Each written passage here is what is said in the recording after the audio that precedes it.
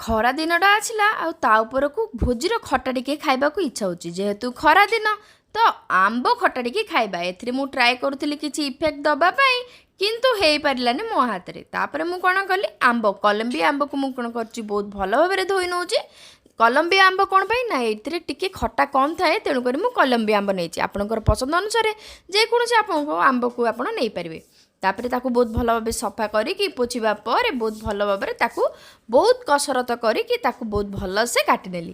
ଆପଣଙ୍କୁ ଯେଉଁ ପିସ୍ର ଦରକାର, ଯେତେ ବଡ଼ ଦରକାର, ଯେତେ ଛୋଟ ଦରକାର, ତାକୁ ଅନୁମାନ କରିକି ଆପଣ କାଟିନେବେ। ମଝିରୁ ଯେତେ ସବୁ ତା'ର କୋଇଲି ଅଛି, ଏଇ କୋଇଲି ସହିତ ଆମର ବହୁତ ଘନିଷ୍ଠ ସମ୍ପର୍କ। କାହିଁକି ନା ସାଙ୍ଗମାନଙ୍କ ସହିତ କୋଇଲି ଫୋପଡ଼ା ଫୋପଡ଼ି ହେଇକି କେତେ ଖେଳ ଖେଳୁଥିଲୁ ଆମେ ଛୋଟବେଳରୁ।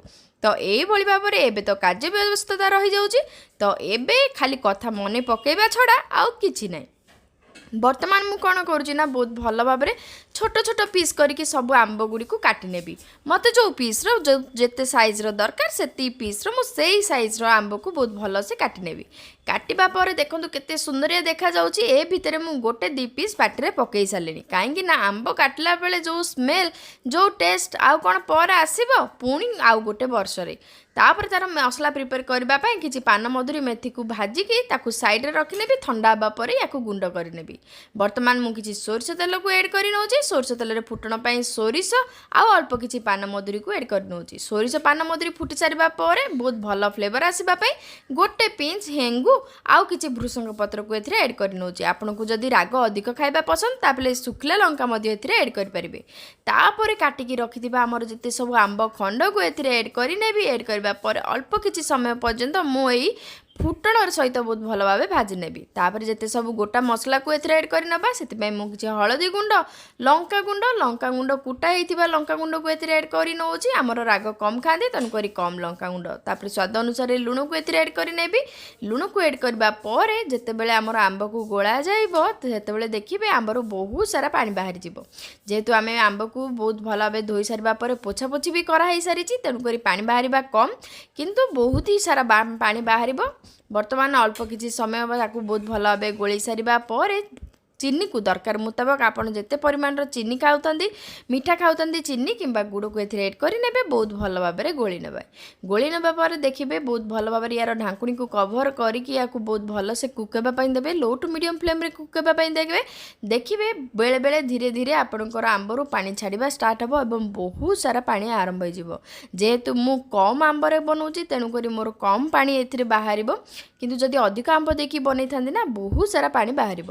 ତେଣୁକରି ତାକୁ ଧ୍ୟାନରେ ରଖିକି ଆପଣ ବହୁତ ଭଲ ଭାବରେ ଦୁଇ ପଟ ସାଇଡ଼୍ରୁ ସବୁ ସାଇଡ଼୍ରୁ ଆମର ଆମ୍ବ ଯେମିତି କୁକ୍ ହେଇଯିବ, ବହୁତ ଭଲ ଭାବରେ ସିଝିଯିବ, ତାକୁ ଧ୍ୟାନରେ ରଖି ମଝିରେ ମଝିରେ ଗୋଳେଇ ନେଉଥିବେ।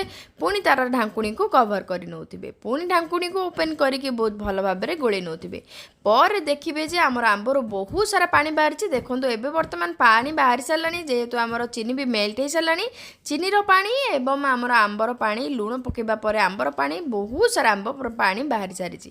ଦେଖନ୍ତୁ ପାଣି ପାଣି ହେଇସାରିଛି। ଆପଣଙ୍କୁ ଯଦି ଅଧିକ ପତଳା ଜୁସ୍ ଦରକାର, ତାହେଲେ ଆପଣ ଏଥିରେ ଚାହିଁଲେ ପାଣି ମଧ୍ୟ ଏଡ଼୍ କରିପାରିବେ, କିନ୍ତୁ ମଧ୍ୟ ଅଧିକ ପତଳା ଜୁସ୍ ଦରକାର ନାହିଁ। ମୋତେ କେବଳ ଭୋଜି ଷ୍ଟାଇଲ୍ର ଦରକାର। ତ ଏହି ସମୟରେ ଦେଖନ୍ତୁ ବହୁତ ସାରା ପାଣି ବାହାରିବା ପରେ ଆମର ହାଫ୍ କୁକ୍ ହେଇସାରିଛି ଆମ୍ବର କଲର୍ ମଧ୍ୟ ଚେଞ୍ଜ ହେଇସାରିଛି। ସେଇ ଜୁସ୍କୁ ବହଳିଆ କରିବା ପାଇଁ ମୁଁ କ'ଣ କଲି, ପାଣିରେ କିଛି ଗୋଟେ ସ୍ପୁନ୍ ମୁଁ କର୍ଣ୍ଣଫ୍ଲୋରକୁ ଏଡ଼୍ କରିନେଲି। ବହୁତ ଭଲ ଭାବରେ ୟାକୁ ଗୋଳେଇକି ଏଡ଼୍ କରି ନେଉଛି।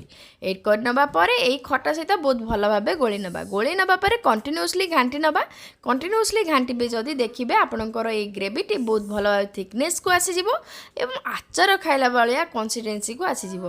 ଏଇଭଳି ଭାବରେ ଭୋଜିରେ ତ କମ୍ ଆମ୍ବରେ ହୁଏନି, ବହୁତ ସାରା ଆମ୍ବରେ ଖଟା ହୁଏ। ତ ବହୁତ ସାରା ପାଣି ବାହାରେ, ତ ସେଇ ପାଣିକୁ ବହୁତ ଭଲ ଭାବରେ ବହଳିଆ କନସିଷ୍ଟେନ୍ସି ଆଣିବା ପାଇଁ ଏଇଭଳି ଭାବରେ କର୍ଣ୍ଣଫ୍ଲୋରରେ ପାଣି କିଛି ଏଡ଼୍ କରିକି ବହୁତ ଭଲ ଭାବରେ ତା'ର ଘୋଳକୁ ଏଡ଼୍ କରିବା ପରେ ତା'ର କନସିଷ୍ଟେନ୍ସି କେବଳ ଏଇଭଳି ଭାବେ ହେଇଯାଏ। ତାପରେ ଆମର ଯେତେବେଳେ ଆମ୍ବ ଖଟା ଟିକେ ଥଣ୍ଡା ହେଇଯିବ, ଦେଖିବେ ପୁରାପୁରି ବହଳିଆ ହେଇଯିବ। ଆମର ଆମ୍ବ ଖଟା ପୁରାପୁରି ବହଳିଆ ହେଇସାରିଲାଣି। ଶେଷରେ ଆମେ ମସଲା ପ୍ରିପେୟାର କରିକି ରଖାଇଥିଲା, ମେଥି ଆଉ ପାନମଧୁରୀକୁ ଭାଜିକି ତା'ର ଗୁଣ୍ଡ କରିକି ରଖାଇଥିଲା। ଦରକାର ମୁତାବକ 1 ସ୍ପୁନ୍ କିମ୍ବା ହାଫ୍ ସ୍ପୁନ୍ ମୁଁ ଏଥିରେ ଏଡ଼୍ କରି ନେଉଛି।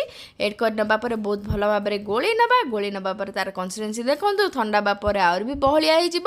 ଆପଣ ୟାକୁ ଯେକୌଣସି ରୁଟି, ପରଟା କିମ୍ବା ଭାତ ସହିତ ଖାଇପାରିବେ। ଖାଇବା ପାଇଁ ଇଏ ଯେତେ ଟେଷ୍ଟି, ବନେଇବା ବି ସେତେ ସହଜ। ଆପଣ ଯଦି ଚାହିଁବେ ଗୋଟେ 1 आवर भितर आपण या कटाकटी करके बहुत भल भाव में प्रिपरेसन करेंगे। अल्प टिके ठंडा किंबा अल्प टिके उषुम समय खाई पारे। आपड़ जदि चाहिए गोटे सप्ताह पर्यंत या फ्रिज रे स्टोर करके रखिपारे।